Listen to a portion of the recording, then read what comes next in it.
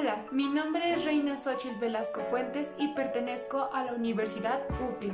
En este podcast hablaré sobre la materia de Derecho Penal 1, parte general. Abordaremos todos los temas vistos durante todo este cuatrimestre y entre ellos encontraremos los delitos contra la vida y la integridad física de las personas, así como los delitos de información genética humana, delitos contra la libertad personal y el normal desarrollo psicosocial, los delitos patrimoniales, delitos contra la salud y del procedimiento. Sin más por el momento, comencemos. Principalmente, ¿cómo se clasifica un delito? Un delito se puede clasificar por su gravedad, por la acción de la ejecución, por la consecuencia de la acción, por la calidad del sujeto, por la forma procesal, por el elemento subjetivo, por el número de personas, por un bien jurídico vulnerado, por su naturaleza intrínseca y por el daño causado al objeto de la lesión. Seguido de esto tenemos estos conceptos. Principalmente, homicidio. Es el delito que consiste en matar a una persona sin que exista premeditación u otra circunstancia agravante. Secuestro, que también es conocido como un delito en contra de la libertad. Es un delito que consiste en privar de la libertad de forma ilícita a una persona o grupo de personas, normalmente durante un tiempo determinado. Extorsión es la persona que, con el propósito de obtener provecho personal o para un tercero, obligue a otro con violencia o intimidación a realizar u omitir un acto jurídico o negocio jurídico con ánimo de lucro y con la intención de producir un perjuicio de carácter patrimonial o bien del sujeto pasivo y bien normalizado. Robo, que es un delito que constituye la especie más grave de los delitos contra la propiedad. Consiste en el delito de hurto, en el apoderamiento ilegítimo de un elemento ajeno que, a diferencia del robo, es realizado sin fuerza tipificada para acceder o huir de algún lugar donde se encuentra el elemento ni personas. Este es más bien la manera de decir hurto. El delito de lesiones, como su nombre lo indica, es el que consiste en causar lesiones a una persona, entendiéndose por estas, según el artículo 288 del Código Penal Federal, toda alteración en la salud o daño que deje huella material en el cuerpo. El delito de amenazas consiste en expresar el propósito de ocasionar un daño futuro a una persona o a sus familiares. Fraude es el engaño económico con la intención de conseguir un beneficio y con el cual alguien queda perjudicado. Los delitos fiscales son aquellos que se producen cuando se defrauda a la hacienda pública. El delito de abuso sexual se le considera abuso sexual a cualquier actividad sin consentimiento, obviamente sexualmente, que puede ser entre adultos, de un adulto a un menor, pero este vendría siendo un abuso sexual infantil o incluso entre menores. El allanamiento de morada es la violación de domicilio o entrada y registro. Es un delito cuya comisión viene determinada por el hecho de entrar en el domicilio o local de una persona sin su consentimiento o permanecer en él contra su voluntad. El caso más habitual es el de robo con allanamiento de morada. El delito de abuso de autoridad es el delito por el que una persona se aprovecha de otra que está en una situación de subordinación con respecto a ella. Y por último, cuando una persona provoca un destrozo en un bien ajeno disminuyendo su valor económico, está cometiendo un delito de daños. Ahora bien, podemos decir a grandes rasgos que los elementos del delito son los sujetos del delito, la acción del delito, la tipicidad del delito, la antijuricidad del delito, la culpabilidad del delito y la punibilidad del delito. Al referirnos de la penalidad, estamos diciendo que es la sanción impuesta por la ley penal de las ordenanzas. Ahora bien, la inculpabilidad es la ausencia de la culpabilidad, significa la falta de reprochabilidad ante el derecho penal, por faltar la voluntad o el conocimiento del hecho. Esto tiene una relación estrecha con la impunabilidad, así no puede ser culpable de un delito quien no es imputable. También podemos hablar sobre la tipicidad, que es el elemento constitutivo del delito que consiste en la educación del hecho que se considera delictivo en la figura o tipo descrito por la ley. entrando al siguiente tema, entraremos con delitos contra la vida y la integridad física de las personas. Aquí encontraremos homicidio, ya visto, lesiones, ya visto, suicidio, el aborto, el abandono de personas, la violencia familiar y la omisión de auxilio. Principalmente, ¿qué es el aborto? Primero que nada, ¿qué es el aborto? El aborto es la interrupción y finalización prematura del embarazo de forma natural o voluntaria, hecha antes que el feto pueda sobrevivir fuera del útero. Un aborto que ocurre espontáneamente también se conoce como un aborto espontáneo. El abandono de personas es el delito que consiste en poner en peligro la vida o la salud de una persona, sea colocándola en situación de desamparo o abandono a una persona incapaz de valerse por sus propios medios y a la que se debe mantener o cuidar, o a la cual el mismo autor haya incapacitado. Comete el delito de violencia familiar quien lleve a cabo actos o conductas de dominio, control o agresión física, psicológica, patrimonial o económica a alguna persona con la que se encuentre o haya estado unida por vínculo matrimonial, de parentesco, por consanguinidad, afinidad o civil, concubinato o bien una relación. Y por último, la omisión de auxilio. Es la acción que consiste en no prestar auxilio, como bien lo dice, a la víctima, sea en forma directa o indirecta. Hay que dejar en claro que directa es cuando nos referimos a por sí mismo y la indirecta cuando no damos aviso a la autoridad. Aquí damos por finalizado el primer parcial. En el segundo parcial nos daremos cuenta que veremos delitos que establecen unos límites al uso de las técnicas de reproducción asistida, fundamentalmente la inseminación artificial, la fecundación in vitro o la transferencia intratubárica de gametos. En principio, con el propósito de remediar la esterilidad humana y evitar la transición de enfermedades genéticas o hereditarias. Ahora, la protección de un valor tan esencial de la persona como lo es la libertad es una constante de todos los ordenamientos jurídicos que se encuentran, además reconocido en los grandes textos internacionales de derechos humanos y en todas las constituciones. Proteger la libertad en general es algo así como pretender un imposible, por lo que la libertad de la que hablamos no es tanto la libertad en sentido filosófico o metafísico, sino sus más concretas manifestaciones, que mantienen en común una idea, la capacidad de decidir y autodeterminarse que tiene todo ser humano por el hecho de ser persona. Entonces, los delitos contra la libertad sexual y el normal desarrollo psicosexual son actos sexuales completados o intentados en contra de la voluntad de la víctima o cuando ésta sea incapaz de consentirlo debido a su edad, enfermedad, incapacidad o influencia del alcohol o drogas. Pueden envolver fuerza física o amenaza de la misma, uso de armas, coacción, intimidación o presión. Para ello, es importante precisar que la definición amplia de cópula es el producto de una reforma del Código Penal Federal. En virtud de esta reforma, asimismo, la violación pasó a ser un delito contra la libertad y el normal desarrollo psicosexual. Entonces, también hablemos de los delitos contra el patrimonio, que suponen una clasificación de delitos por su bien jurídico tutelado, que en este caso es la propiedad. Los delitos contra el patrimonio son aquellos que atentan contra los bienes de una persona, causando en ella un perjuicio. Entonces, iniciemos con los delitos relacionados con el manejo de información genética humana. Procreación asistida e inseminación artificial.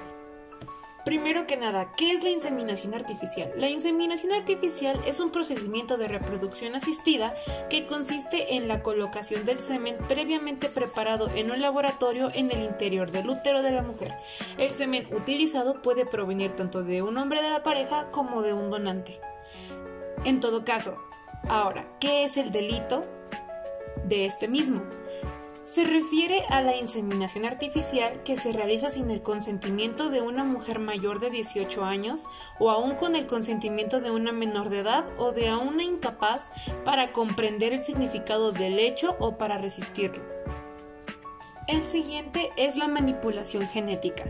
¿Qué es?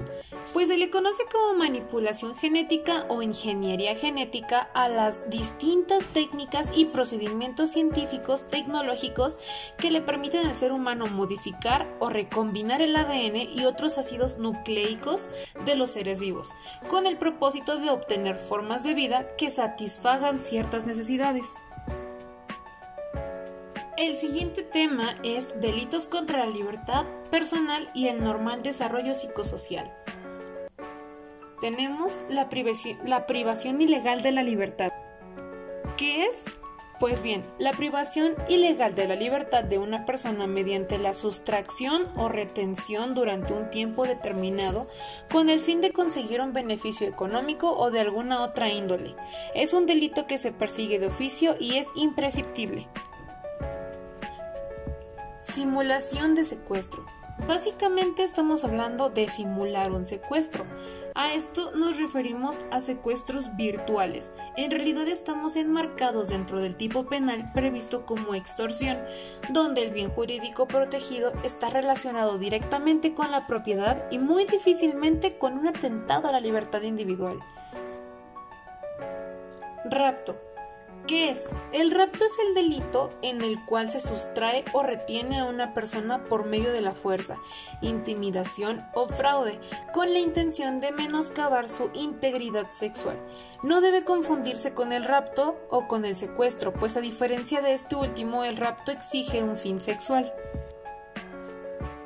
Las amenazas. Las amenazas son un delito o una falta consistente en el anuncio de un mal futuro ilícito que es posible, impuesto y determinado con una finalidad de causar inquietud o miedo en el amenazado. Tráfico de menores. Al hablar del tráfico de menores o trata infantil, es una forma de trata de personas que describe el traslado o reclutamiento de bebés, niños o adolescentes de un lugar a otro para explotarlos, siendo los más comunes el laboral y el sexual. Violación. La violación es el delito que consiste en tener relaciones sexuales con una persona sin su consentimiento o con un consentimiento obtenido mediante la violencia o la amenaza.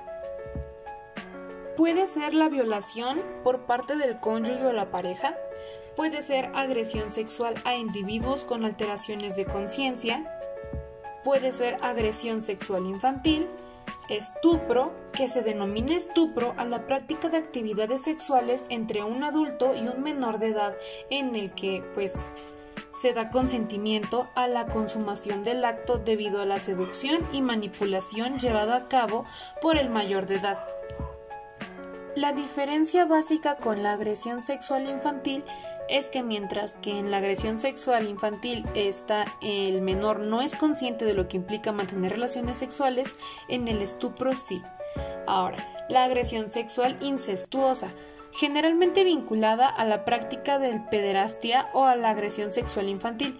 Este tipo de abuso se lleva a cabo por las personas más significativas de la víctima de agresión sexual, aprovechándose de dicha relación para manipular al individuo y forzar su consentimiento. En ocasiones se lleva a cabo por la fuerza, con el conocimiento de que es poco probable la denuncia debido a la importancia del agresor para el agredido.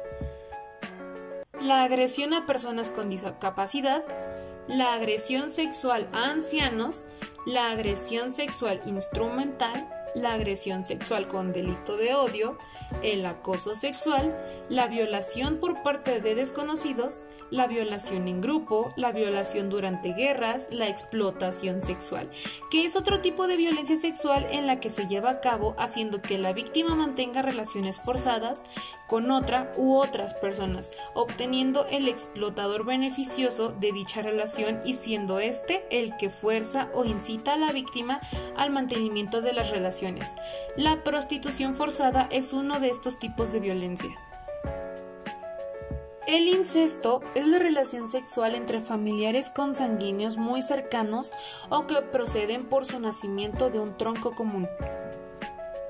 El siguiente tema nos habla sobre los delitos patrimoniales, que nos habla del robo, el abuso de confianza, fraude, administración fraudulenta, extorsión, despojo y daño a la propiedad.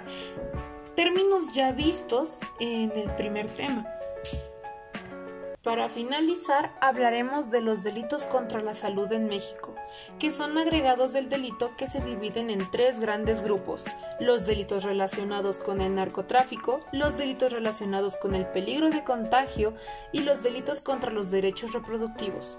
Los delitos contra la salud son aquellos que provocan daños a la salud colectiva. Cuando nos refiramos a el procedimiento, es básico tener en claro que el proceso penal es el procedimiento de carácter jurídico que se lleva a cabo para que un órgano estatal aplique una ley del tipo penal en un caso específico. Las acciones que se desarrollan en un marco de estos procesos están orientados a la investigación, la identificación y el eventual castigo de aquellas conductas que estén tipificadas como delitos por el Código Penal. La finalidad de los procesos penales, en última instancia, es la conservación del orden público. Las características de su desarrollo dependen de cada jurisdicción. Finalmente, el proceso penal se completa con la ejecución de la pena, es decir, con el cumplimiento efectivo del castigo que ha determinado el juez o el tribunal de acuerdo a lo tipificado por la ley. Ahora, para comenzar, iniciamos con delitos contra la salud. Tenemos la producción, tenencia, transporte y comercio de narcóticos y o estupefacientes o sustancias prohibidas, la posesión de narcóticos y o estupefacientes, la siembra, cultivo, cosecha, acondicionamiento de narcóticos o sustancias prohibidas, el narcomenudeo y la delincuencia organizada. El narcomenudeo es el tráfico de droga en pequeñas cantidades.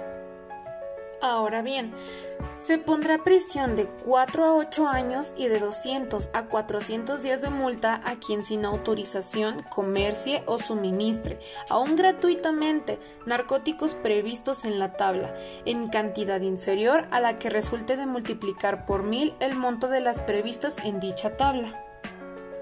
La delincuencia organizada.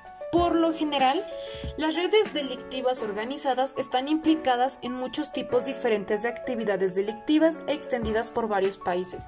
Estas actividades pueden incluir trata de personas, tráfico de drogas, mercancías ilícitas y armas, robo a mano armada, falsificaciones y blanqueo de capitales.